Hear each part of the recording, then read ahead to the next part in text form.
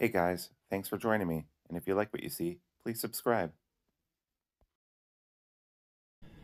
Hello, peoples. Welcome to Sharp Ends. Today, I just want to go over some basics about fixed blades. I am relatively new to the fixed blade game. I've only really been looking into them and collecting them for about 6 months now, but I've learned a few things, and I wanted to go over those.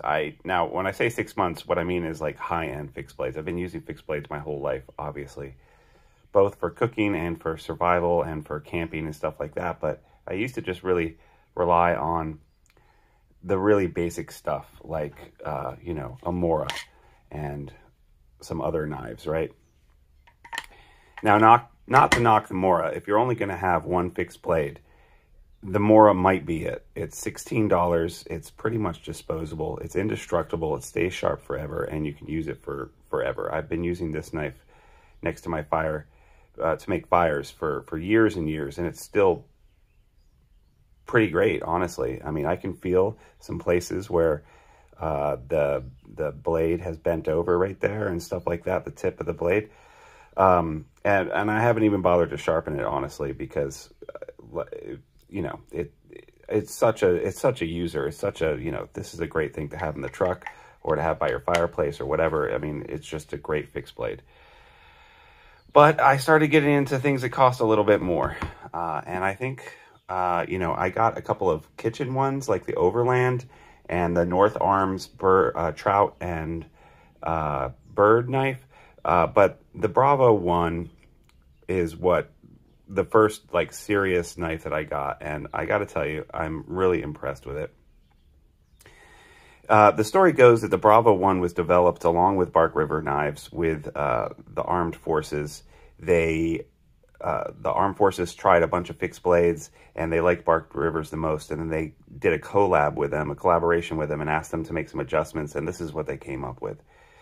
This is the ramped version, which I believe is one of the things that they asked for extra gription, if you will. This is basically it. It's a convex grind, which means that it goes around, it goes down and around to a sharp point. There's no secondary grind on it. Whereas this has a flat spine and then the secondary, and this is called a Scandi grind, right? That's Scandi for Scandinavian grind. Mora is a Scandinavian knife company. So the convex, this is really good for whittling and for making feather sticks and for just staying sharp forever, because you don't have that secondary grind. It just comes down to the point. It just stays sharp forever. I find it very nice and slicey, and it splits wood pretty nicely too. Now, it's not going to slice an apple that well, but that's fine. For what it really needs to do is more heavier chopping type activities. That's great. It also is really good at lighting a knife steel right here, and this crook right here is really cool. It's really good for doing that, for throwing sparks. And the ergos are great. This is just your plain Bravo. Now, they make a lot of different kinds. This is a plain Bravo in MagnaCut. So yeah, that's pretty cool. While I'm talking about this, I just want to point out, this does have some patina on the MagnaCut.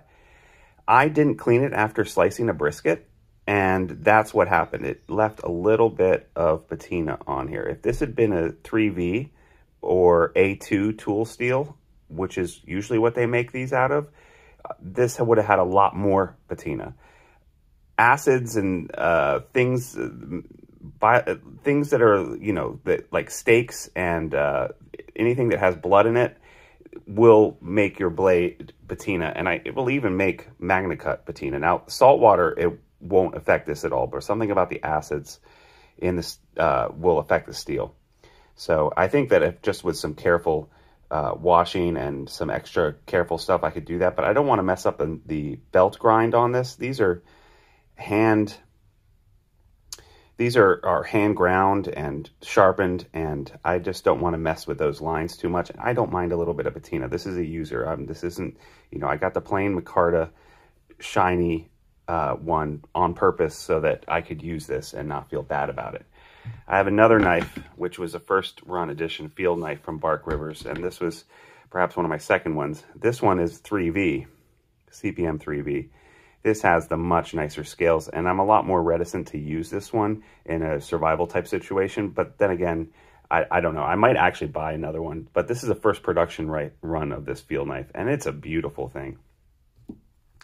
It's smaller than the Bravo on the tallness, but the length of the blade is pretty much the same, maybe a little bit shorter. But this knife feels really good. It's a little bit lighter. The sheath comes with a place to put your knife steel, which is great. Yeah. Speaking of sheaths, so, you know, these guys get sent with sheaths, and the ones that Bark River send you, I don't really like the aesthetics too much, and I kind of want a Kydex one, but I haven't been able to find one that I like, and I've been looking into making my own Kydex, but it seems like a little bit of an investment in materials and know-how and stuff, and although I feel confident enough to do it, I just haven't pulled the trigger yet. This was in the high 200s, and so was this. This was actually over 300, but that's because of the nice maple burl, which has got the green and yellow in it. But it is really nice handle material. And that's what Bark Rivers is known for, is like you can get some really nice materials. And look at these. This used to be a void in here. And I guess they impregnated this and stabilized the wood, right, to make a nice handle. It's a little bit shiny in here. Can you see that? I don't know, whatever they do to stabilize it and to fill in those voids is really beautifully done. It's just really cool. I like it a lot. So yeah, so that's Bark River. I really like them. And like I said, I can see myself getting a lot more Bark Rivers. In fact, on DLT, I've already gotten in on a couple of their early, what do they call it, pre-orders for them. I think DLT is really the place to go for Bark River knives. You should check them out. I know for a fact they have some Bravo 1.25s, and I think they even have some Bravos there.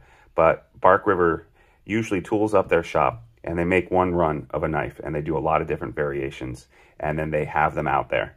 And then when all those are sold, they tool up their shop for something different, and they make another run of something else. And I think the last one was the 1.25. So before that was the first run of this field knife, which was freaking awesome. And I'm really glad that I got in on this.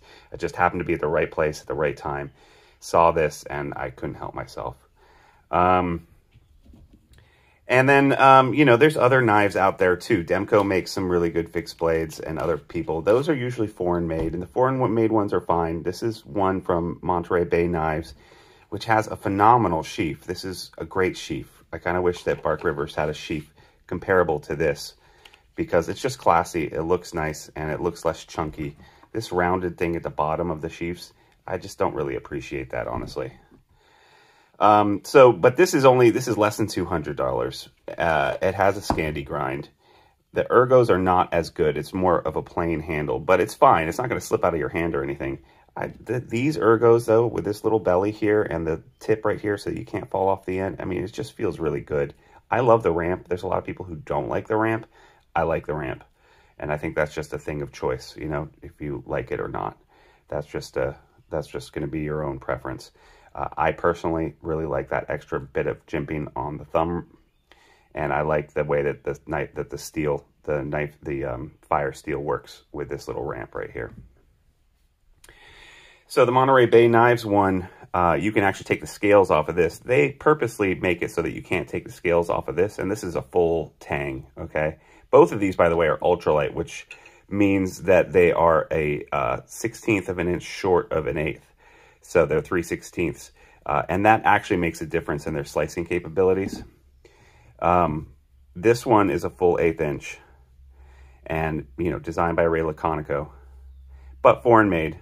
I can't remember who their OEM is right now, but it's fairly nicely done.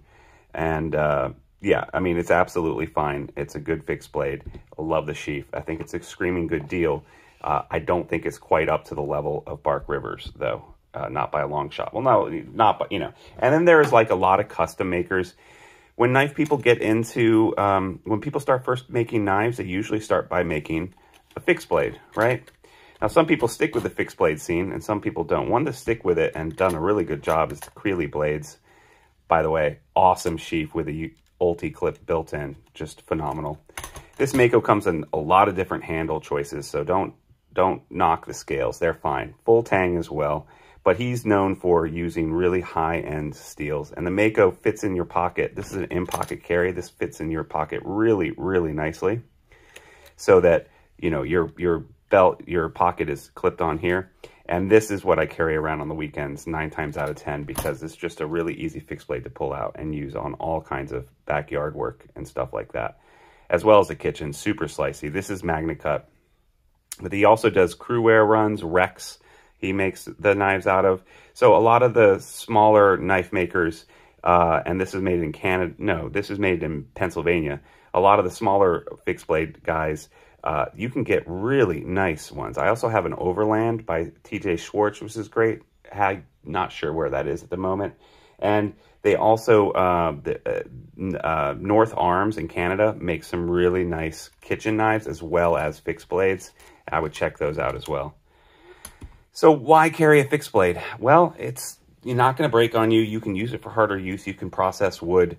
You can use it at the campsite without feeling too bad, and you can also cook with it. It's just really nice to have something that you know is going to be able to handle anything you throw at it.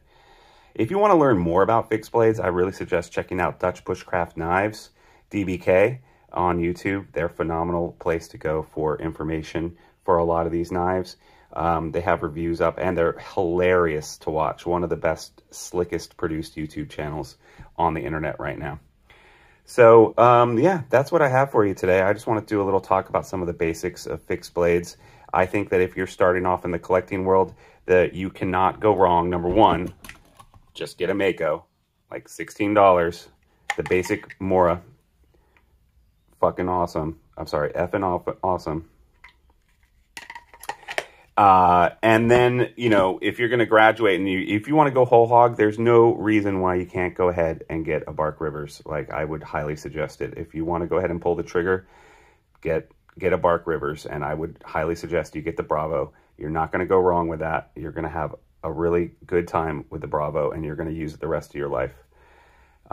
So that's what I have for you guys today. I hope you're having a great weekend. I know this is Blade Weekend 2023 down in Atlanta, so for everyone who's there, I hope you're having fun. You're probably not watching this video. This is more for beginners and intermediates, but, you know.